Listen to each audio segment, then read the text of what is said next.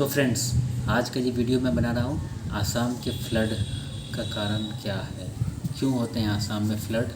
तो स्टार्ट करते हैं। तो फ्रेंड, आसाम में फ्लड होते हैं, आप सभी को पता होगा क्योंकि आपने न्यूज़ पढ़ा होगा। पिछले 2-3 सालों से ये न्यूज़ बहुत ही कॉमन हो चुका है क्योंकि हर साल लाखों लोग की जाने नहीं, लाखों लोग अफेक्ट होते जा रहे हैं, जाने 100-200 लोग मरते जा रहे हैं हर साल आसाम के फ्लड की वजह से। तो स्टार्ट करते हैं, क्या है आसाम का फ्लड और क्यों होता है इसमें फ्लड। तो ये है कि इसमें इस साल जो डेटा हुआ है इसमें 130 लोग से मर चुके हैं, 130 के अराउंड लोग हैं वो अभी तक मर चुके हैं।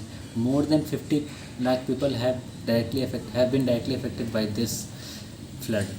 50 लाख से ज़्यादा लोग डायरेक्टली अफेक्ट हो चुके हैं। उनको अपना घर वर जितना प्रॉपर्टीज़ ज़मीन थे सब छोड़ के दूसरे कहीं और सेफ जगह सेटल होना पड़ा है। ये हो गया, डायरेक्टली अफेक्टेड हो गए थे। और तो और काजीरंगा नेशनल पार्क जो है, जो अब ये फ्लड जब अपने पीक पे था तो Kaziranga national park more than 97% पानी में था।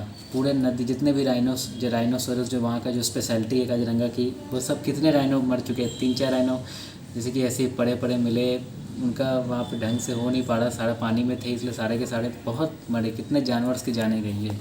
बात करते हैं ये फ्लड होता क्यों है भाई आसाम में, क्या रीज़न है जो हर साल हमें एक ही चीज़ खबर मिलती है कि आसाम पूरा पानी से लबालब भर गया, फ्लड आ गया, ये सब चीज़। तो इसका मेन रीज़न मैं बताऊंगा। स्टार्टिंग जो है वो ब्रह्मपुत्रा रिवर जो है मोस्ट अनस्टेबल रिवर है इंडिया का, जो कि आसाम को मोस्ट फ्लड प्रेन स्टेट बनाती है। तो क्या है कि 1950 में जो अर्थक्वेक आई थी उसकी वजह से ये ब्रह्मपुत्रा रिवर और भी अनस्टेबल हो गया। और भी अनस्टेबल हो गया। उसके बाद ये भी कहा गया है कि 1950 से लेकर 2010 तक, 1950 से लेकर 2010 तक 12 मेजर फ्लड्स देखे गए आसाम में, जिनने बहुत कुछ डिस्ट्रॉय कर दिया आसाम में। और तो और अब तो पिछले कुछ सालों से तो हर साल ही ये फ्लड्स आए जा रहे हैं। मैं इसके स्टार्ट करते हैं कि इसके जो मेन कॉजेज़ हैं। एक तो रिवर की वजह से होता है, और भी जो ह्यूमन की वजह से होता है बहुत। उसमें रीज़न आता है एक्चुअली कि डिफॉरेस्टेशन, पेड़ों को काटा जाता है, उसकी वजह से जो इकोलॉजिकल बैलेंस बिगड़ता है, बायोडाइवर्सिटी डैमेज होती है वो। और तो और फ्लड प्लेन, जो नदी के पास का जो प्लेन्स होते हैं ना, उस पर घर बनाना, उससे इंक्रोचमेंट करना, मतलब कि वहाँ से सैंड लेना, सॉइल लेना, वहाँ पर जो डिफरेंट टाइप के प्रोजेक्ट बनाना, उसके वजह से जो वहाँ पे जो सतह जो बोलते हैं वो कमज़ोर कर देना, वो इंक्रोचमेंट में आता है, जो फ्लड प्लेन पे करना है, इसका रीज़न होता है। मैंने 2 पॉइंट हाईलाइट कर रखा है मैं बताना चाहूँगा। जो इम्बैंकमेंट होता है, जो मैं बताऊँगा आगे इम्बैंकमेंट क्या होता है। इम्बैंकमेंट का कमज़ोर होना, मेंटेनेंस ना होना, और तो और क्लाइमेट चेंज। तो पहले बात करते हैं क्लाइमेट चेंज से क्या होता है। तो ये है, क्लाइमेट चेंज में ये आता है, सपोज़ कीजिए कि अचानक से मतलब कि एक ऐसा रहेगा कि पूरा 1 महीने भर पूरी गर्मी, जैसे भीषण गर्मी, प्रचंड गर्मी जो बोलते हैं, पूरी गर्मी रही 1 महीने भर।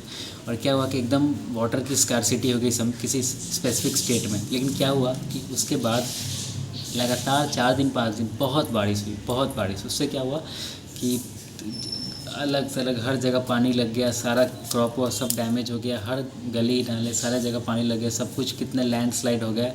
वो होता है क्लाइमेटिक चेंज की वजह से होता है। जैसे कि लास्ट ईयर मुंबई में हुआ था कि 20 से लेकर 26 जून तक वहाँ पे वाटर की स्कैरसिटी थी, लेकिन 27 जून से जो बारिश स्टार्ट हुआ उसकी कुछ दिनों बाद तो मुंबई तो पूरा डूब गया था। जो आप देखेंगे बहुत सारे क्लिप्स में देखे होंगे लास्ट ईयर कि मुंबई में कितने फ्लड्स आ गए थे, पूरा शहर में घुटने तक पानी भर गया था, इतना कुछ लॉस हुआ था। वही चीज़ होती है क्लाइमेट चेंज। अब बात करते हैं इम्बैंकमेंट होता क्या है। तो इम्बैंकमेंट होता है जो नदी के पास जो बाउंड्री बनता है ना, नदी के पास जो बाउंड्री बन जाता है उसके फ्लो को कंट्रोल करने के लिए उसे बोलते हैं इम्बैंकमेंट। तो इम्बैंकमेंट का क्या है कि इम्बैंकमेंट की वजह से कैसे होता है प्रॉब्लम। तो सपोज़ करो कि नदी जो है वो इस एरिया में इतना आराम से फ़्लो कर रहा है, लेकिन उसके फ़्लो को कम करके बाउंड्रीज़ बना दी गई। तो बाउंड्री बनाने से क्या हुआ कि उसका फ़्लो का जो एरिया कवरेज है वो कम हो जाएगा। उससे क्या होगा कि कम में फ़्लो करेगा तो जो उसका वाटर फ्लो लेवल है वो ऊपर आ जाएगा। और तो और सेडिमेंट्स ज़्यादा एक जगह कलेक्ट होंगे। उससे क्या होगा, इम्बैंकमेंट क्या होगा कि उस पर पानी का प्रेशर बनता रहेगा और इम्बैंकमेंट के ऊपर से पानी आ जाएगा। तो वो पानी जहाँ जहाँ जाएगा फ्लड प्लेन को क्रॉस करते हुए सारा के खेत में जाके सब कुछ तहस नहस कर सकता है। तो वो रीज़न है इम्बैंकमेंट का कमज़ोर होना। ऐसे करेंट डेटा जो है उसमें बताएगा कि 450 से ज़्यादा जो अपने इम्बैंकमेंट है आसाम में, मोर than 50% of the of the total of 450 embankment, मतलब कि 450 का जो 50% है, आधा जो है मतलब समझो कि 225 के अराउंड वो वल्नरेबल कंडीशन है, मतलब कि कभी भी टूट सकता है वो जो है आपका जो फ्लड प्लेन है सो कभी भी टूट सकता है। तो अब बात करें कि इतना जो रीज़न है, अब इसमें सॉल्यूशंस क्या क्या हो सकते हैं। तो भाई अब सॉल्यूशन तो बहुत सारे, जैसे कि नीदरलैंड जो जिसको बोला जाता है कि इतने फ्लड वहाँ पे थे, लेकिन वो इंडिया का वर्ल्ड का सबसे अच्छा कंट्री माना जाता है जो अपने वाटर को इफ़िशिएंटली यूज़ करता है। इतना ज़्यादा फ्लड प्रोन कंट्री होने के बावजूद उसने सब कुछ अरेंज कर रखा, बहुत बड़ा हेवी इंफ्रास्ट्रक्चर किया उन्होंने और यूज़ करा। लेकिन उस चीज़ को उन्होंने एक और रूल, एक और पॉलिसी लाई, एक और उन्होंने एक चीज़ इनिशिएट किया, उस चीज़ को इंडिया में इम्प्लीमेंट किया जा सकता है, क्योंकि इंफ्रास्ट्रक्चर ये सब थोड़ा सा नेक्स्ट टू इम्पॉसिबल हो सकता है इंडिया में, क्योंकि आप समझ सकते हो इंडिया में क्या क्या कितनी मशीनरी कितनी प्रॉब्लम्स हैं। तो अब ये क्या है कि उसकी रिवर के नेचुरल फ्लो से उसे हम फ्लड से बचा सकते हैं। तो नेचुरल फ्लो क्या करना होगा कि पहले जो आपने सुना कि एम्बैंकमेंट को, नदी को कम करके उसका फ्लो कम करके रखा गया तो उससे बार बार निकलने का, तो क्या करना है कि बस एम्बैंकमेंट को और ब्रॉड बना देना है, जिससे नदी को एडिक्वेट स्पेस मिले फ्लो करने के लिए। एडिक्वेट स्पेस मिलेगा फ्लो करने के लिए तो ज़्यादा सेडिमेंट्स में एक जगह कलेक्ट नहीं होंगे, और तो और वो जो होल वगैरह बन जाते हैं एम्बैंकमेंट में जो सारा पानी बाहर था वो भी नहीं होगा, तो ईजिली फ्लो करेगा। तो इससे आपको फ्लड के चांसेस कम हो सकते हैं। नो डाउट जल्दी ये ईजी नहीं है, लेकिन अगर हम चाहे ट्राई करें तो कर सकते हैं, ऐसा है, बन सकता है। और एक और चीज़, जो फ्लड प्लेन है, नदी के आसपास के जो प्लेन्स हैं वहाँ से इंक्रोचमेंट ना करें, वहाँ पे क्या किया जाए कि plants, different type of trees वगैरह को ग्रो करके बनाया जाए, जिससे क्या होगा कि ट्रीज़ के जो रूट होते हैं ना, वो सॉइल के जो मॉइस्चर होते हैं, वाटर होता है, उनको ऑब्जर्व करके एक जगह मतलब कलेक्ट करके रखते हैं वहाँ पे, जिसको सोकिंग बोलते हैं, सोक करके रखते हैं। उससे क्या होगा कि आपका पानी ज़्यादा बाहर जाएगा नहीं, पानी एक जगह सेटल रहेगा, सेटल डाउन रहेगा, उससे भी पानी को फैलने का चांसेस कम है और फ्लड कम हो सकता है उससे। तो ये तो मैंने रीज़न बताई आपको जिससे फ्लड को कंट्रोल किया जा सकता है। अब क्योंकि लास्ट ईयर भी सेम सिचुएशन थी, गवर्नमेंट की क्या करें हम, हर साल गवर्नमेंट फंडिंग कराती है, Assam flood relief, Bihar flood relief, Kerala flood relief, different countries में फ्लड है, वहाँ के flood relief, Tamil Nadu flood relief, कहाँ कहाँ फ्लड है।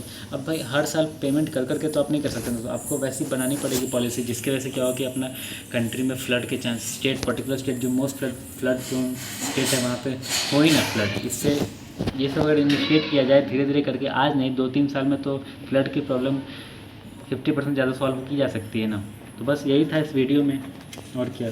चलो नहीं, एक और लास्ट में बताना चाहूँगा, एक चीज़ छूट गया इसमें, वो ये कि एक और वहाँ से नेदरलैंड का ही आइडिया मैं लेकिन बताना चाहूँगा कि जब जहाँ जहाँ रिवर, जहाँ पे फ्लड के चांसेस, वहाँ पे फ्लड प्लेन के पास एम्बैंकमेंट से थोड़ा सा एरिया देख के रिजर्वायर्स बनाया जाए, जो मतलब कि पता ना ग्रैंड रिजर्वायर्स बनाया जाए, जिसमें आपको जो रेन वाटर कलेक्ट करके रखा जा सकता है। उससे भी क्या होगा, बहुत सारे वाटर कंजर्व हो जाएगी, तो उस वाटर को हम बाद में इरिगेशन में वेरियस पर्पसेस के लिए यूज़ कर सकते हैं। तो ये भी एक है, ये तो भाई छोटी सी है, लेकिन ये भी अफेक्ट कर सकती है फ्लड प्लेन से, आपको फ्लड जो होते हैं उससे थोड़ा बहुत रिलीफ दे सकती है। तो बस इस वीडियो में यही था, पसंद आए तो लाइक कर देना।